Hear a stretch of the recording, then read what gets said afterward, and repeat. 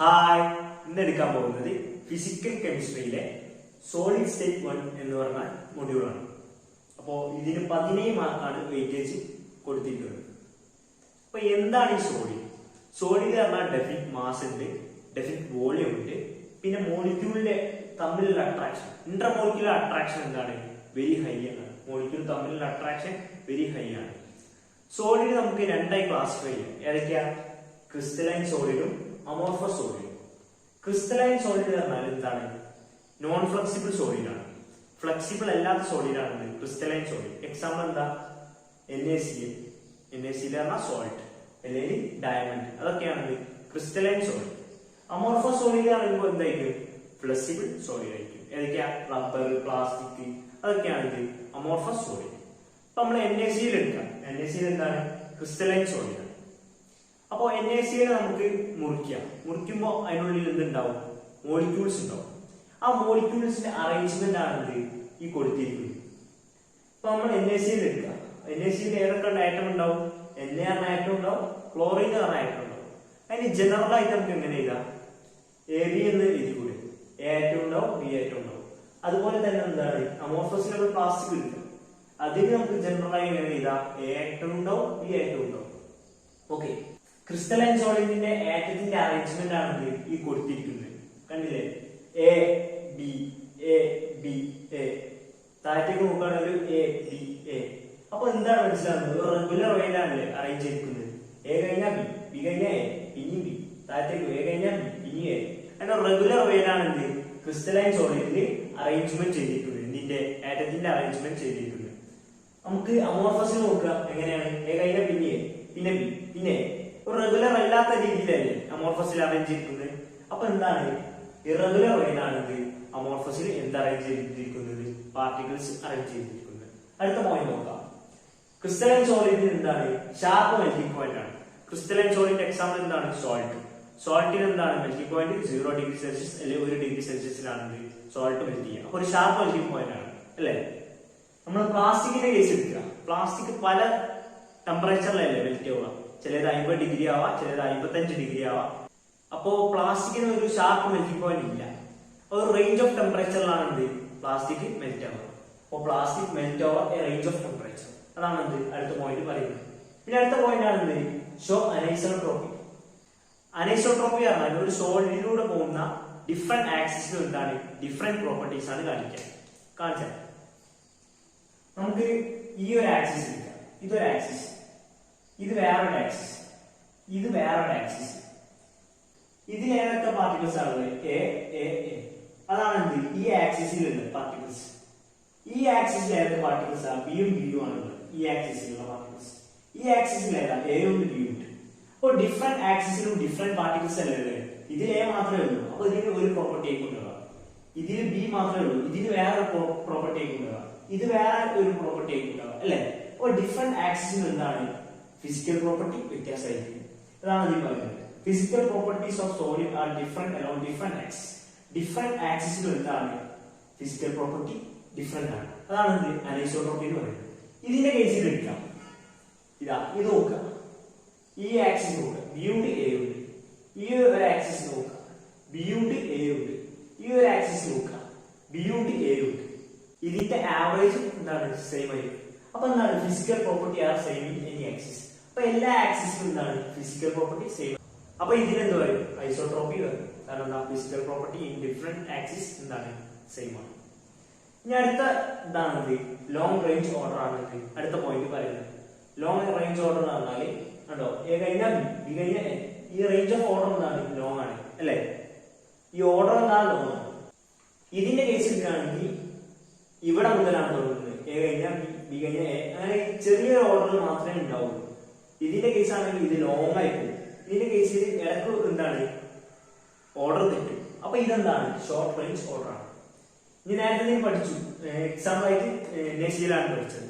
അപ്പൊ വേറെ കുറെ എക്സാമ്പിൾ ഉണ്ട്. അതാണ് ഡയമണ്ട്, ഷുഗർ, പോട്സ്. അതൊക്കെയാണ് ക്രിസ്റ്റലൈൻ സോളിഡിന്റെ എക്സാമ്പിൾ ഉണ്ട്. അമോർഫസ് സോളിഡിന് പ്ലാസ്റ്റിക്കും റബ്ബറും ആണ് അമോർഫസ് സോളിഡിന് എക്സാമ്പിൾ ആയി വരുന്നത്.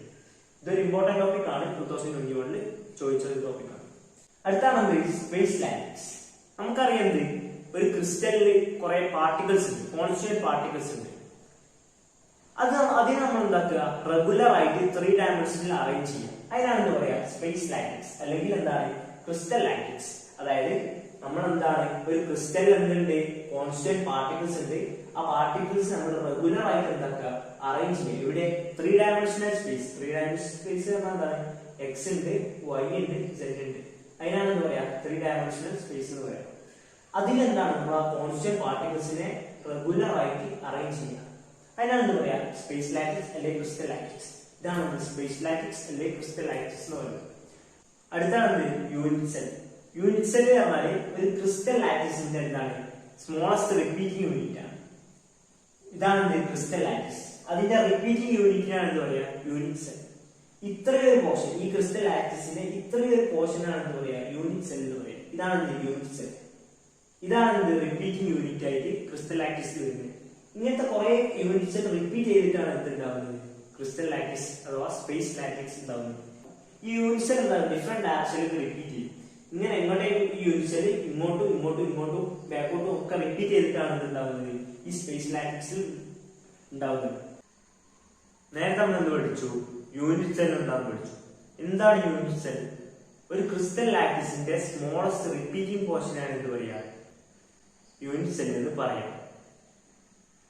There are 4 type of unit cell. 4 type unit cell ഉണ്ട്. ഏതൊക്കെയാ? പ്രിമിറ്റീവ് യൂണിറ്റ് സെൽ അഥവാ എന്ത് പറയും സിമ്പിൾ ക്യൂബിക് എന്ന് പറയും. സിമ്പിൾ ക്യൂബിക് പറഞ്ഞാൽ ഒരു ക്യൂബിന്റെ 8 കോർണേഴ്സിലും എന്തായിരിക്കും കോൺസ്റ്റന്റ് പാർട്ടിക്കിൾ ഉണ്ടായിരിക്കും. ഒരു ക്യൂബിന്റെ 8 കോർണേഴ്സിലായിരിക്കും എന്ത് കോൺസ്റ്റന്റ് പാർട്ടിക്കിൾ ഉണ്ടായിരിക്കും. അതിനാണ് എന്ത് പറയാ പ്രിമിറ്റീവ് യൂണിറ്റ് സെൽ എന്ന് പറയാം. ഇനി ബോഡി സെന്റേർഡ് യൂണിറ്റ് സെൽ പറഞ്ഞാൽ നേരത്തെ പറഞ്ഞ പോലെ 8 കോർണേഴ്സിലും എന്തുണ്ടാവും കോൺസ്റ്റന്റ് പാർട്ടിക്കിൾസ് ഉണ്ടാവും. പിന്നെ എവിടെ ഉണ്ടാവും പേരുള്ള പോലെ ബോഡി സെന്റർ, ബോഡിയുടെ സെന്ററിൽ എന്തുണ്ടാവും ഒരു കോൺസ്റ്റന്റ് പാർട്ടിക്കിൾ ഉണ്ടായിരിക്കും. ഇനി അടുത്താണ് ഫേസ് സെന്റേർഡ് ക്യൂബിക് അഥവാ FCC. എല്ലാ കോർണേഴ്സിലും എന്തുണ്ടാവും കോൺസ്റ്റന്റ് പാർട്ടിക്കിൾസ് ഉണ്ടാവും. പിന്നെ ഇവിടെ ഉണ്ടാവും 6 ഫേസിന്റെ സെന്ററിലും എന്തുണ്ടാവും കോൺസ്റ്റന്റ് പാർട്ടിക്കിൾസ് ഉണ്ടായിരിക്കും. ഒരു ഫേസ് ഇത്, അപ്പൊ ഇവിടെ അടുത്ത ഫേസ്, മൂന്നാമത്തെ ഫേസ്, നാലാമത്തെ ഫേസ്, അഞ്ചാമത്തെ ഫേസ്, ആറാമത്തെ ഫേസ് ഇവിടെ വരും. ഈ ഫേസ് കാരണം മുന്നോട്ട് തള്ളിയിരിക്കുന്ന ഫേസ് ആണ്. ഇവിടെ ഒന്ന് വരും, അതാണ് ബാക്കോട് തള്ളിയിരിക്കുന്ന ഫേസ്. അത് രണ്ടാണ് ലാസ്റ്റ് 2 ഫേസ് വരും. ഓക്കെ, അടുത്താണ് എൻഡ് സെന്റേർഡ് യൂണിറ്റ് സെൽ. നേരത്തെ പറഞ്ഞ പോലെ തന്നെ ഒരു ട്യൂബിന്റെ 8 കോർണേഴ്സിൽ എന്തുണ്ടാവും കോൺസ്റ്റന്റ് പാർട്ടിക്കിൾസ് ഉണ്ടാവും. അതോടൊപ്പം എവിടെ ഉണ്ടാവും ഓപ്പോസിറ്റ് ഫേസിന്റെ സെന്ററിലും ഉണ്ടാവും. ഒരു ട്യൂബിന്റെ ഓപ്പോസിറ്റ് ഫേസിന്റെ സെന്ററിലും ഉണ്ടാവുന്നത് കോൺസ്റ്റന്റ് പാർട്ടിക്കിൾസ് ഉണ്ടായിരിക്കും. അടുത്താണ് 14 ബ്രവേസ് ലാറ്റിസ്. ഒരു യൂണിറ്റ് സെല്ലിന്റെ ഷേപ്പിനനുസരിച്ച് ഡിഫറെന്റ് ടൈപ്പ് ഓഫ് ക്രിസ്റ്റൽസ് ഉണ്ട്. ഏതൊക്കെയാ? Cubic, tetragonal, orthorhombic, monoclinic, hexagonal, trigonal, triclinic. ഇവ 7 എന്ത് യൂണിറ്റ്സിന്റെ സൈസിനനുസരിച്ച് ഉള്ള 7 ടൈപ്പ് ക്രിസ്റ്റൽസ്. ക്യൂബിക് എടുക്കുക. ക്യൂബിക്കിന്റെ യൂണിറ്റ് സെല്ലിന്റെ ഷേപ്പാണ് എന്ത് ഇത്. ഇനി ടെട്രഗണൽ എടുക്കുകയാണെങ്കിൽ അതിന്റെ യൂണിറ്റ് സെല്ലിന് വേറെ ഷേപ്പ് ആയിരിക്കും. ഇങ്ങനെ ആയിരിക്കും ടെട്രഗണലിന്റെ യൂണിറ്റ് സെല്ലിന്റെ ഷേപ്പ്. ഡിഫറൻസ് ഇല്ല. ഈ യൂണിറ്റ് സെല്ലിൽ എന്ത് പോസിബിൾ ആണ്? Different way of arrangement of particles possible ആണ്. ക്യൂബിക് എടുക്കുക. ക്യൂബിക് ആണ് ഇതിൽ different way of arrangement of particles possible ആണ്. ഏതൊക്കെയാണ്? നമ്മൾ നേരത്തെ പഠിച്ചു. പ്രിമിറ്റീവ് പോസിബിൾ ആണ്, 8 കോർണേഴ്സിൽ പോസിബിൾ ആണ്. ബോഡി സെന്റേർഡ് അത് പോസിബിൾ ആണ്. എന്ത് ബോഡിയുടെ സെന്ററിൽ പാർട്ടിക്കിൾസ് അറേഞ്ച് ചെയ്യാം, അത് പോസിബിൾ ആണ്. പിന്നെ അതിന്റെ ഫേസ് സെന്റേർഡ്, അതായത് 8 കോർണേഴ്സിലും ഫേസിലും പോസിബിൾ ആണ്, 6 ഫേസിലും പോസിബിൾ ആണ്. ഇവ 3 എന്തിൽ പോസിബിൾ ആണ്? ക്യൂബിക്കിൽ പോസിബിൾ ആയ പാർട്ടിക്കിൾസിന്റെ അറേഞ്ച്മെന്റ്. അതുപോലെ തന്നെ ടെട്രഗണലിൽ ഏതൊക്കെ പോസിബിൾ ആണ്?